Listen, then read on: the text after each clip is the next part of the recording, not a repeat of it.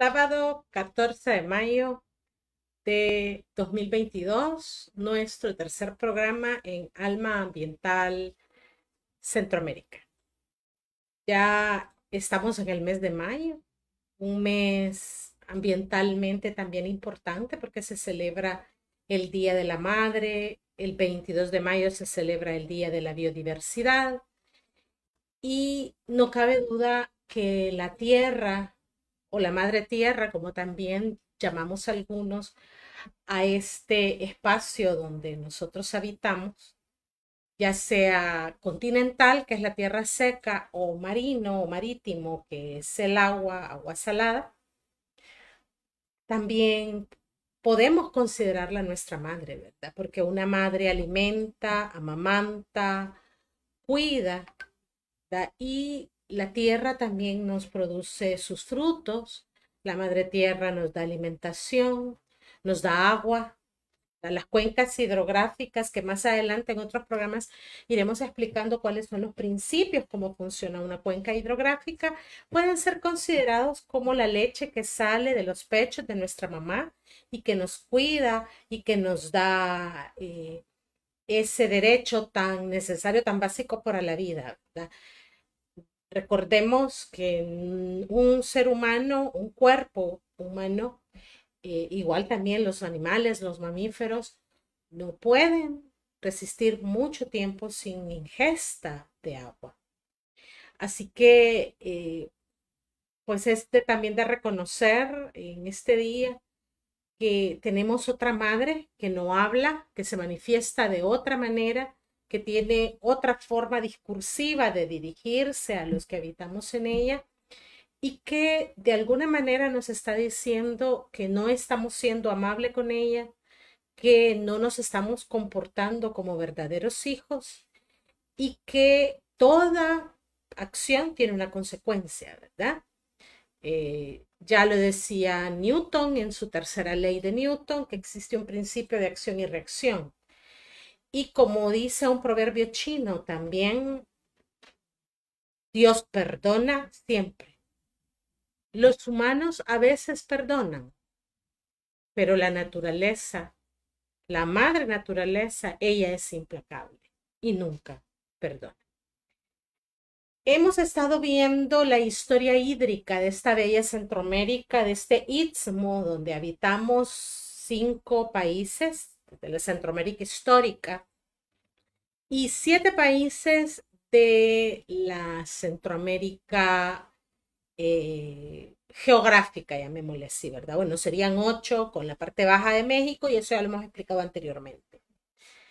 Y hemos estado revisando alguna bibliografía que nos permite identificar cómo era hídricamente el istmo centroamericano y en los programas anteriores recurrimos a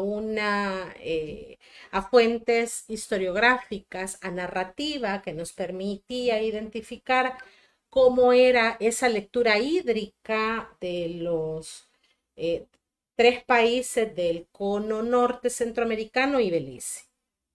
Hoy, para terminar esta sección de recorrer históricamente y dar una lectura hídrica al territorio centroamericano durante el proceso de la conquista y muy probablemente de esa realidad existente hídrica antes de la conquista, ¿verdad? Antes de el supuesto descubrimiento de América y luego Centroamérica, que, bueno, ya lo hemos dicho, que pues cuando se llega a la América insular, cuando Colón llega a la isla San Salvador, ahora República Dominicana, allá en 1492, el 12 de octubre, pues ese fue el primer lugar donde arribó. Pero ya cuando Colón llega a estas tierras centroamericanas, podemos encontrar otra lectura que ya vamos a brindar. De hecho, para el programa de ahora traigo dos libros de historia.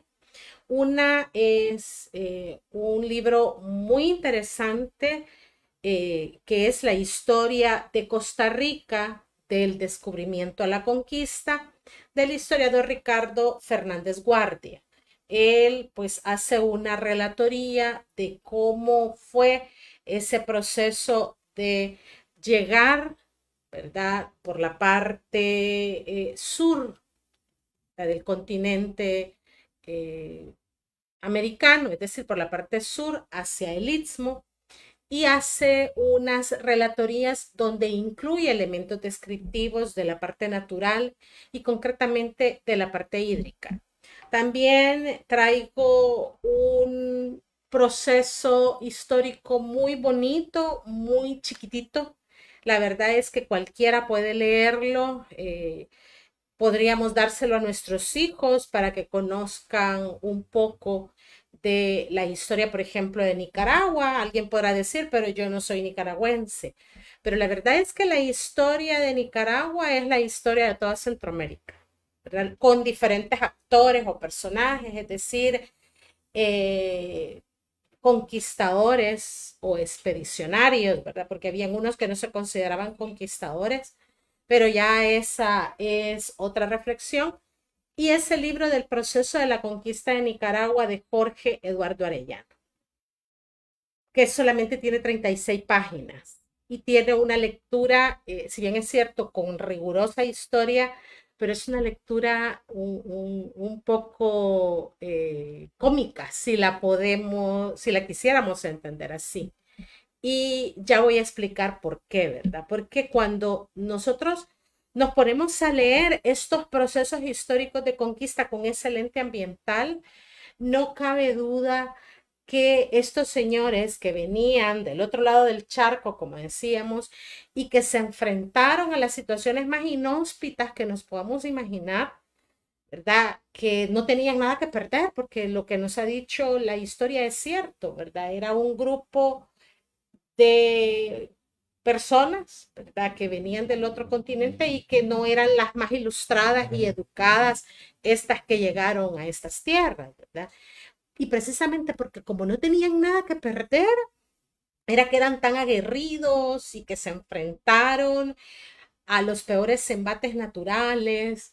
Y leer ahora, más de 500 años después, esa historia, ¿verdad? Y ver cómo se peleaban entre ellos y cómo se peleaban por un río, como el caso del río San Juan, fronterizo entre Nicaragua y Costa Rica, ¿verdad?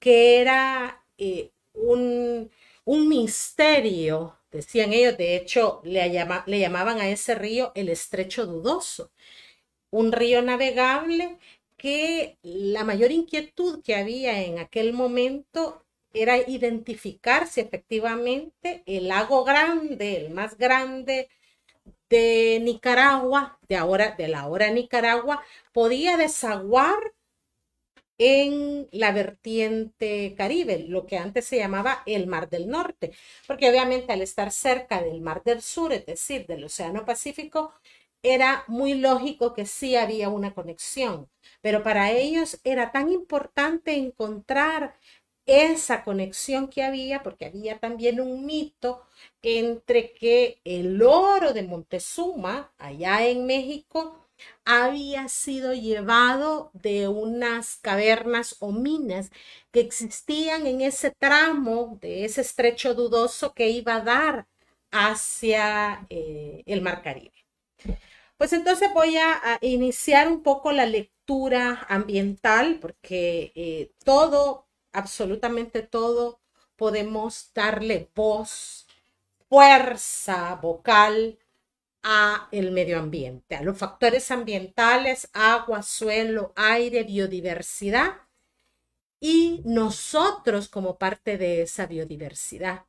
Y es a partir de estos datos históricos donde podemos descubrir y sentirnos orgullosos de lo que ha sido la Centroamérica, el Istmo centroamericano, y por qué aún ahora, pese a la amenaza del cambio climático y pese a que Centroamérica en realidad es un espacio muy vulnerable en términos de cambio climático, en términos de amenaza climática, ¿por qué Centroamérica sigue siendo tan apetecida en términos económicos? tan apetecida en términos de explotación y expoliación, porque no es desarrollo sostenible lo que se está haciendo en tierras centroamericanas y por qué, pese a todo, esta Centroamérica sigue siendo tan resiliente, entendiendo por resiliencia esa capacidad que tenemos, no solo la Centroamérica suelo, no solo la madre tierra centroamericana, sino también todos y cada uno de los centroamericanos que vivimos acá, ¿verdad? Esa capacidad que tenemos de recuperarnos de los embates. Algunos hacen una crítica muy fuerte, pero es una crítica real que también es válida, que como desde la historia precolombina hemos sido una región amenazada y embestida por los fenómenos climáticos tropicales, ¿verdad? Siempre hemos vivido en alas de cucaracha, como decimos de forma popular, ¿verdad? O sea, Centroamérica siempre ha sido una región de vulnerabilidades. Lo que pasa es que antes esa vulnerabilidad era absorbida y no era trasladada tan directamente a la población o a los seres vivos, porque como había más barreras, más contingencia verde, más verdura, espesura, porque no se había dado todavía esa hambre voraz de darle con todo el moche a toda esa cobertura vegetal centroamericana, toda esa cortina que existía en la parte atlántica, mejor dicho, en la parte caribe, frente al Caribe, capaz de ofrecer una resistencia a todos esos fenómenos climáticos que se producen en el Atlántico y que entran al Caribe y que obviamente llegan a tierras centroamericanas.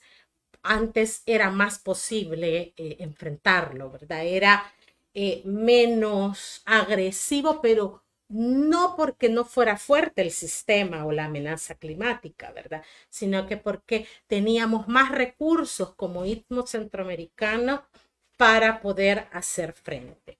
Y entonces vamos a hablar un poco de Costa Rica y en cuanto a Costa Rica, el libro este que mencioné de la historia de Costa Rica, desde supuestamente el descubrimiento y el proceso de conquista, menciona este historiador de que uno de los grandes hallazgos de parte de Colón fue cuando Colón llega a lo que se conoce ahora como la isla Lahuita, que antes era la isla Quiribrí. Isla en Costa Rica es considerado un monumento histórico nacional, ya que reviste una importancia por haber sido el primer punto del territorio costarricense a donde Colón llega en su cuarto viaje y prácticamente toma posesión de esa isla. A esa isla, en la relatoría que hace este historiador, hay un párrafo que dice de la siguiente manera. Colón fondió en Cariay el domingo 18 de septiembre del 502 y dispuso permanecer en esta ensenada algunos días para reparar barcos y dar un respiro a sus compañeros que estaban muy enfermos y extenuados a causa de tantas y tan rudas fatigas.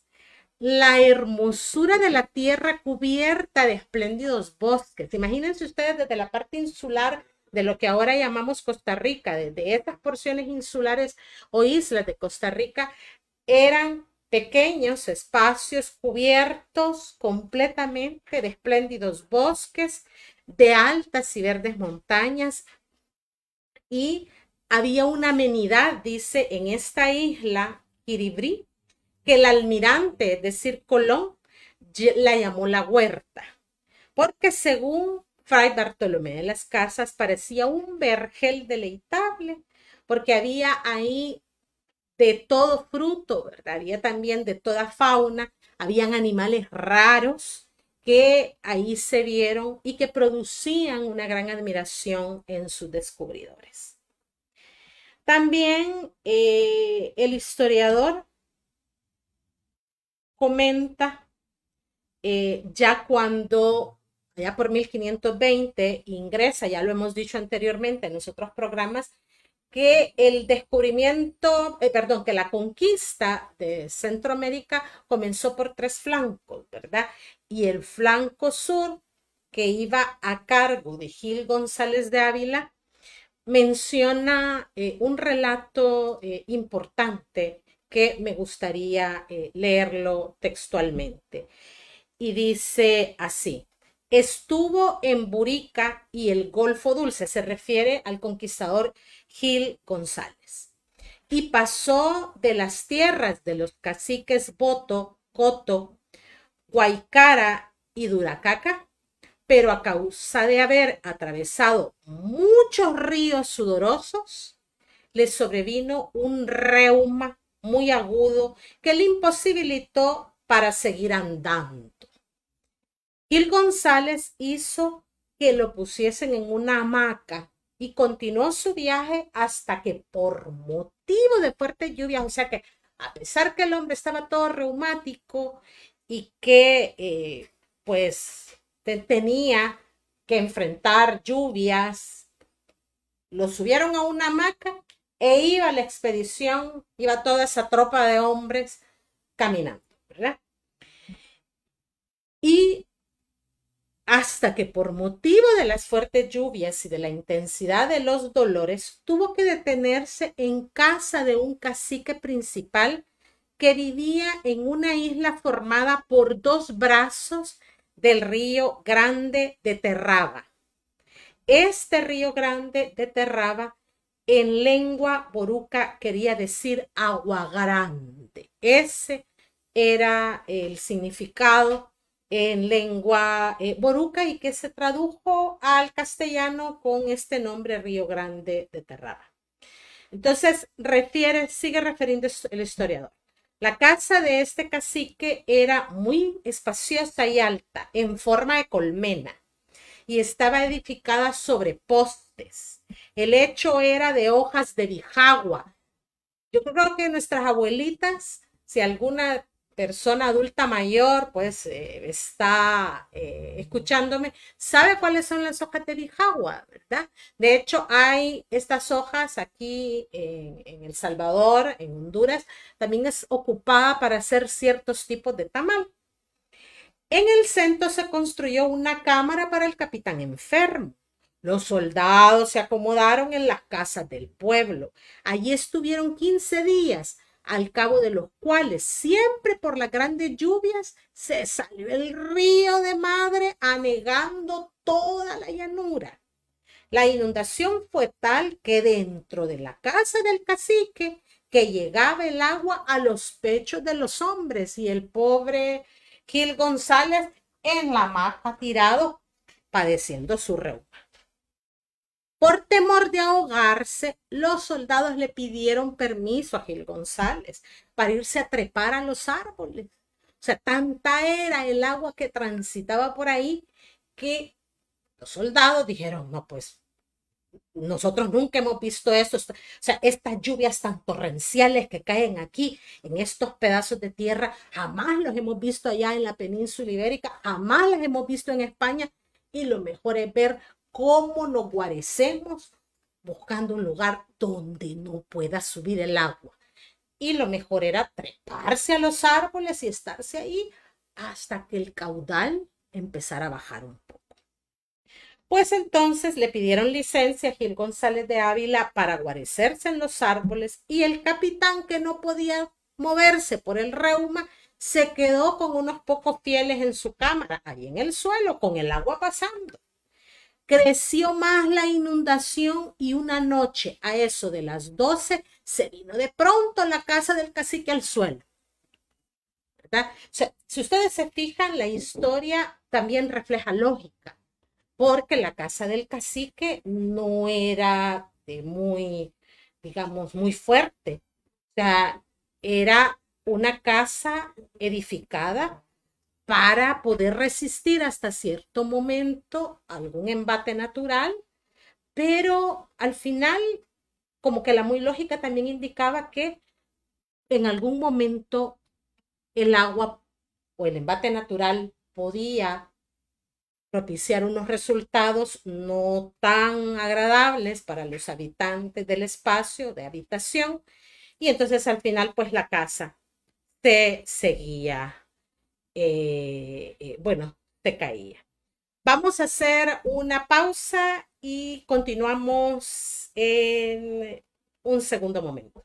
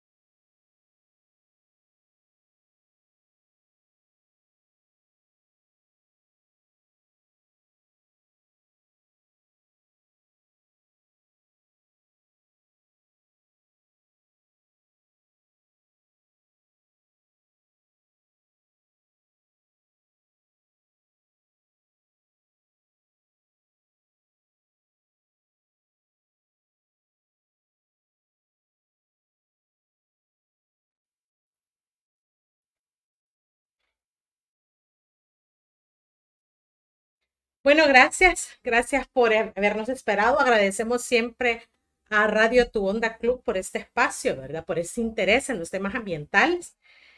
Tuvimos que pausar porque tuvimos que ir a mover el vehículo, pues iba a salir otra persona, así que gracias por la espera.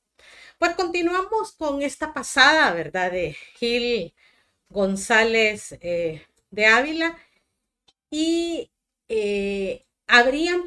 sigo con la relatoría, ¿verdad? Habrían perecido todos los que en ella estaban, todos los que ella estaban, a no ser por gran suerte que permaneció encendida una lámpara colocada delante de la imagen de la Virgen, lo que le permitió guiarse para romper con una hacha la techumbre y salir de aquella ruina.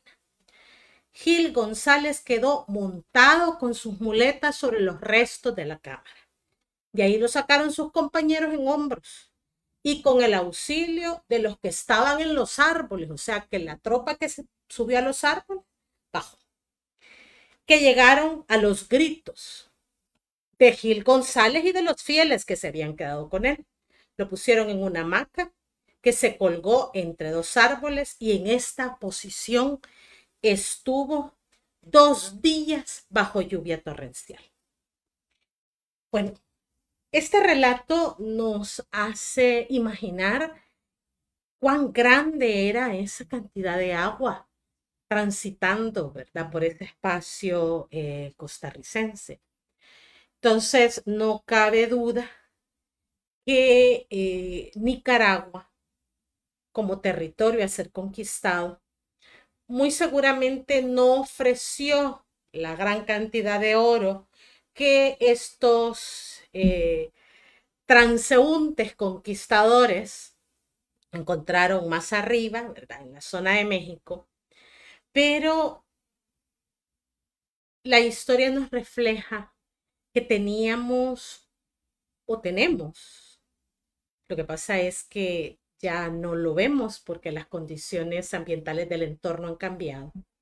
Pero esta tierra ha sido lo suficientemente bendecida por tener un régimen de lluvias que permite no solo recuperar los caudales o los hilos de agua que transitan por los ríos, sino también poder abastecer, poder llenar esas cisternas que están bajo de agua, a la que se le denomina con el nombre pues técnico o científico de acuífero, ¿verdad? Esa formación geológica capaz de comportarse como una cisterna que cacha el agua, que se infiltra y de la cual podemos disponer cuando pues se abren pozos, ¿verdad? Y esos pozos artesanales y que la gente pues la ocupa para el consumo humano. Pues pasaríamos a otro aspecto de la relatoría histórica. Este mismo historiador, Ricardo Fernández Guardia, hace, como antes no había frontera, ¿verdad? Esto tenemos que tenerlo bien claro. Las fronteras, de hecho, ni siquiera estaban tan definidas cuando la supuesta independencia, ¿verdad?, que hubo de la corona española. Y las fronteras que originalmente eran aspectos geográficos, pero no existían. Entonces, este historiador entra a hacer ciertos relatos de cómo la conquista de Nicaragua, de la parte sur de Nicaragua, especialmente la que colinda con el río San Juan, también fue iniciada, ¿verdad?, por Gil González. Y quisiera leer un párrafo, ¿verdad?, que refleja el interés sobre el lago que los indígenas llamaban Cozabolca, ¿verdad?, que es el lago más grande de Nicaragua, ¿verdad?, que muchos dicen pues que incluso han avistado tiburones. El pueblo de Nicaragua estaba sentado en las márgenes del gran lago que los indígenas llamaban Cozabolca. Los españoles contemplaron con admiración aquella mar de agua dulce. De hecho, así le llamaron, le siguieron llamando el mar de agua dulce, por aquella gran espejo de agua que había, ¿verdad?, que no era un mar, no era agua salada, ¿verdad? Los indios dijeron que no se comunicaba con la otra salada, pero los pilotos afirmaron a su capitán, es decir, a Gil González, que debía salir al Atlántico. Gil González tomó posesión del mar dulce, es decir, de todo el espejo de agua del lago Cozabolca, que hoy se llama Cocibolca. Y en nombre del rey de España, entrando a caballo en las aguas del lago, levantó su espada en mano y dijo: esto es propiedad de los reyes de España.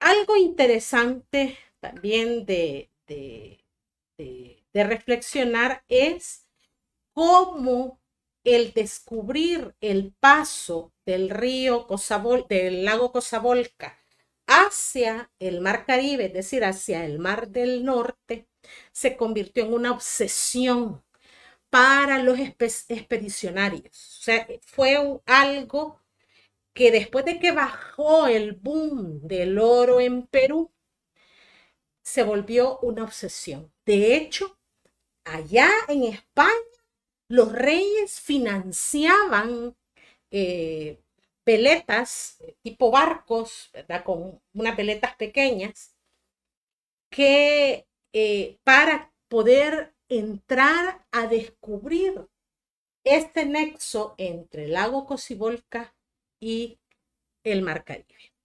Y continúa diciendo el historiador: durante su gobierno, Pedrarias hizo buscar el desaguadero del gran lago de Nicaragua. Desde que este fue descubierto por Gil González, nació el deseo de hallar la comunicación que todos suponían debía tener con el Atlántico. En 1525, Francisco Fernández de Córdoba mandó a construir con este objeto un bergantín. El bergantín es eso, son unos barquitos no tan grandes, o sea, un artefacto navegable, ¿verdad?, que tiene unas velas así cuadradas, ¿verdad?, con su mastil. De hecho, se traía el material desde la costa Caribe, ¿verdad?, y con, pues, a pura fuerza humana, pues se llevaban y se construía desde donde comenzaba el desaguadero. un bergantín que fue a explorar el lago del capitán Ruy Díaz, el cual descubrió el desaguadero, mas no pudo pasar el primer recial, refiriéndose a esa cantidad de agua que venía del río y que no le permitió continuar el pase.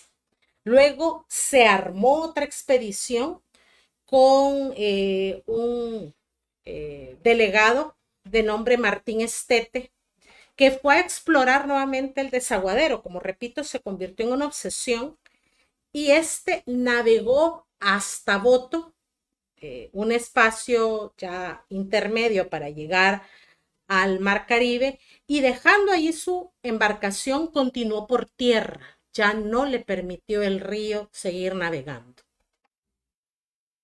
A la margen derecha del río hasta llegar a la provincia de Suerre, en la llanura de lo que hoy se conoce con el nombre del Tortuguero, en la vertiente del Atlántico. Ahí le presentaron los indios tan enérgica resistencia que tuvo necesidad de emprender la retirada.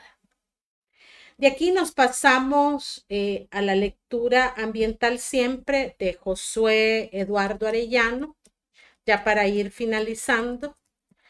Y siempre en la conquista de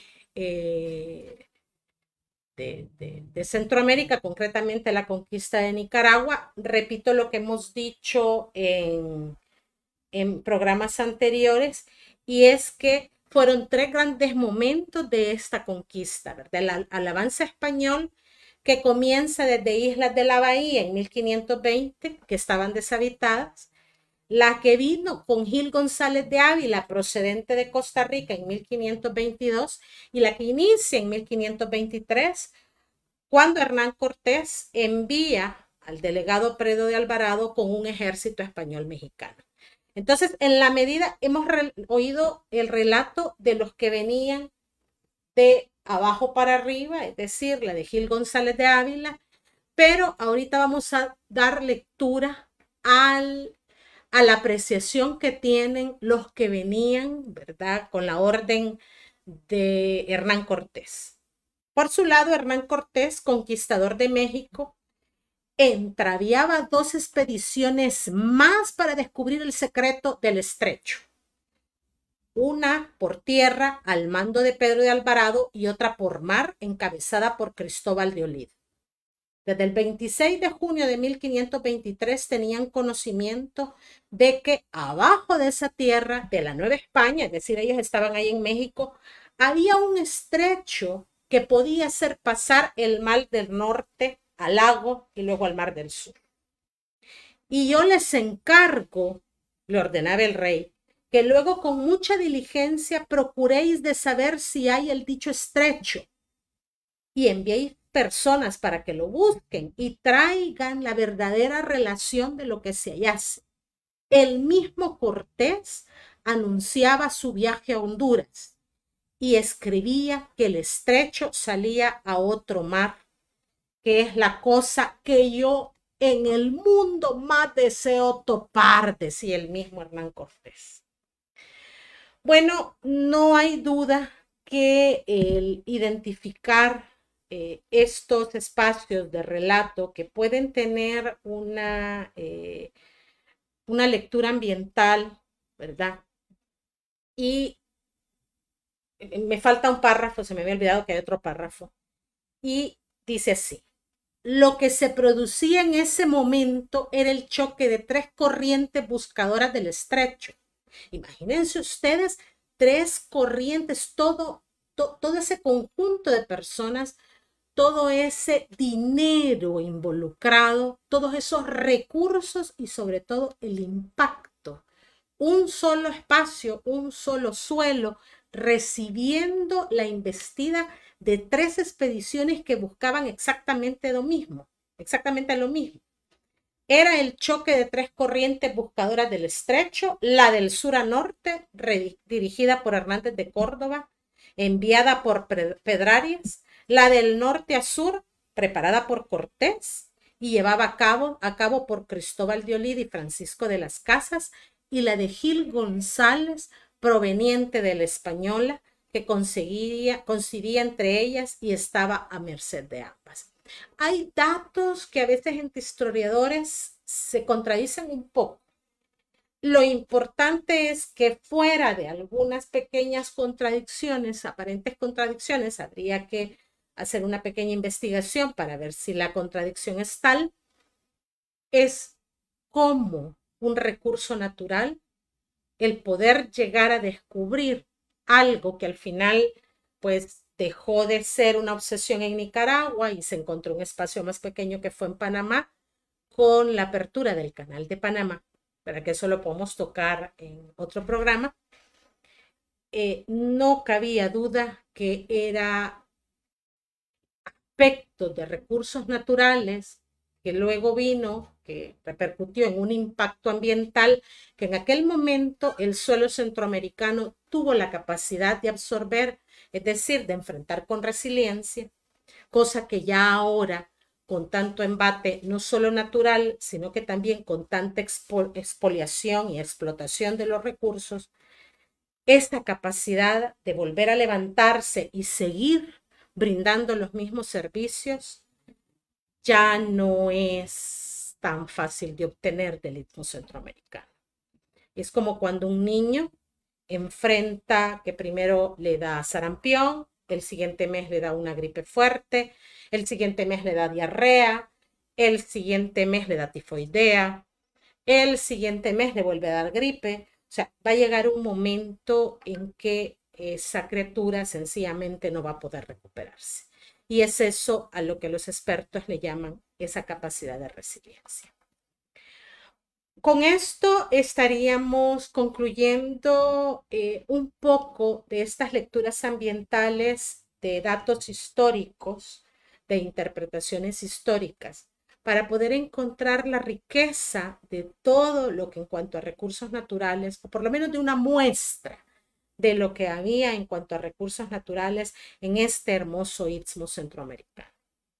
En el siguiente programa vamos a hablar de cómo se encuentra la realidad hídrica de toda Centroamérica, el régimen de lluvias, cómo es para cada país. Obviamente no podemos hacer comparaciones cuando tenemos en estos tiempos datos cuantitativos y relacionado a cómo estaba la naturaleza en la época de la conquista, cuando lo que tenemos son descripciones, es decir, datos cualitativos.